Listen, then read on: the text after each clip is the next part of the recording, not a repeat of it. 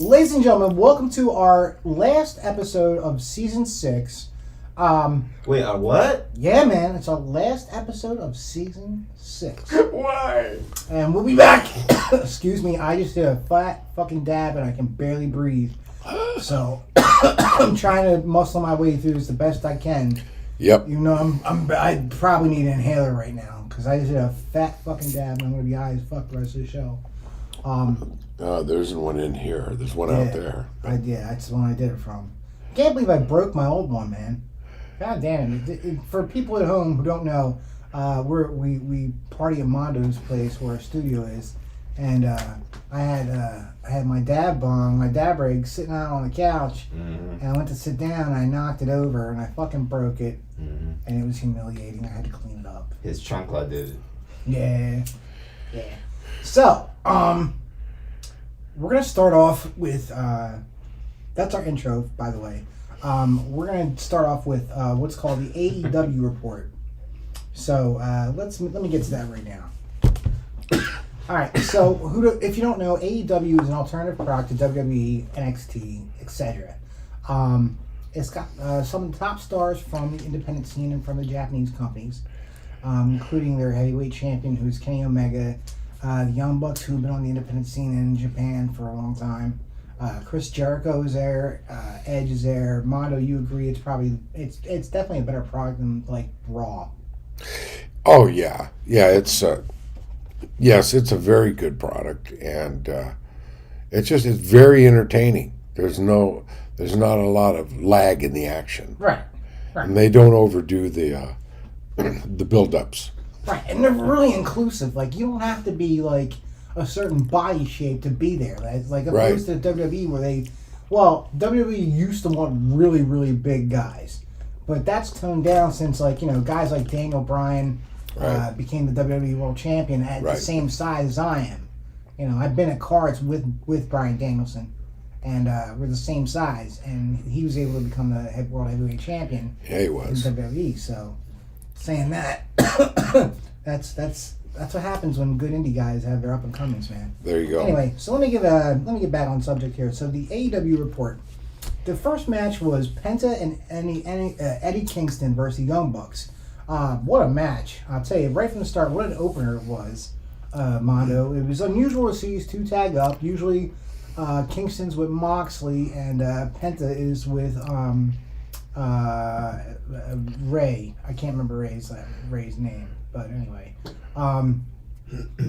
Anyway, these two were tagged up together, and Ray Phoenix. Ray Phoenix. Yeah. That's the Ray Lucha Phoenix. Brothers. Right. Yep. So it was an interesting match, and the stipulation was that Penta and Kingston won, that they would receive a future title match against the Young Bucks, and they did, despite outside interference from what do you call it? The Good Brothers. Yeah. So yeah. I picked. Who did you pick to win? I lost. I picked the Bucks. So did I. I picked the Bucks too, and we were definitely off on that.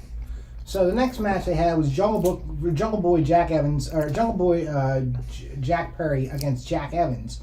I picked Jungle Boy because he's on a winning streak right now, and he was on part to win 50 matches in a row. And, or not 50 matches in a row, but have like 50 wins. Yeah. So. And it was accomplished. Yeah. And it was against Jack Evans. I've met Jack Evans in CZW. So, I got to see him before he became an AEW competitor. And Jungle Boy came out of nowhere, and it's pretty cool him being Luke Perry's kid. It's pretty cool, and he's entertaining. He absolutely is. He's a good athlete. Yeah. He's a high flying, just awesome. He's all around great. He's a great athlete. Then we had the Mero versus Pillman Jr. If I'm talking funny, it's because I got my partial, and I'm just learning how to talk with it, so don't mind my speech. Yeah, there's no slap it in the mouth. And I'm stoned right now, so I'm high as fuck, actually. But Miro versus Brian Pillman Jr. We both picked Miro because he's the TNT champion and he's on a roll, and just don't see Brian Pillman Jr. going over for any reason whatsoever. So that's who we picked, and that's who won. Nyla Rose and Vicky against Britt Baker and Rebel. I picked Nyla Rose and Vicky, and then Britt Baker and Rebel actually won. It was a decent women's match. Putting Vicky Guerrero in there to take the loss actually made it more realistic than seeing Nyla Rose lose. So it was an all around good match. Britt Baker is one of the best female wrestlers I've seen in a long time. One of the best competitors I've seen in a while. I've watched some of her independent stuff. I think I've actually been on a car with her before. I may or may not. I'm not sure. But anyway, and the main event was MJF versus Sammy Guevara. I called MJF. Who did you call for that? MJF. Did you? Okay, so we were both right. MJF won. Yeah. Sean Spears came out, hit Guevara in the back of the head with a chair, and fucking Jericho tried to interfere, and what's his name? Who's the guy, the big guy? Wardlow. Yeah. Knocked on, threw Jericho down, blah blah blah, whatever.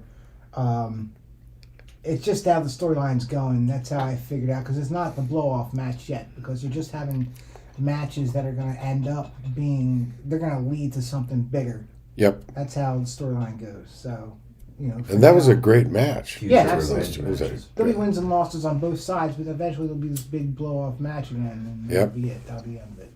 So, all right. So that's my AEW report, and we'll be back for the next segment, guys. Thanks for joining us.